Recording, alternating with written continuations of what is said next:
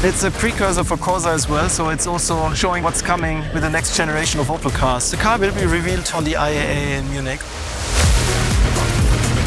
This is the great moment, the day that we've all been working for more than a year, where we finally get to unveil the car and show it to a global public. Welcome to Opel. A true OMG moment. The premiere of 2 thrilling new GSE models. Here it is, our vision of the future of GSE. This car gets your pulse racing. Wide open eyes, you saw big smiles. Social media goes crazy.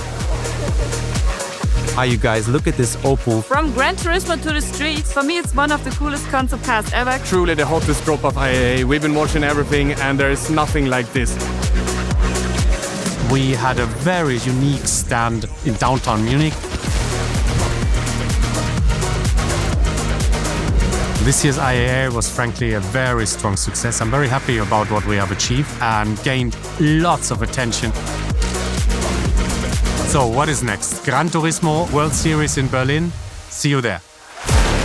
You'll be able to experience the Corsa GSE Vision Gran Turismo in the game on the big stage. Oh my God!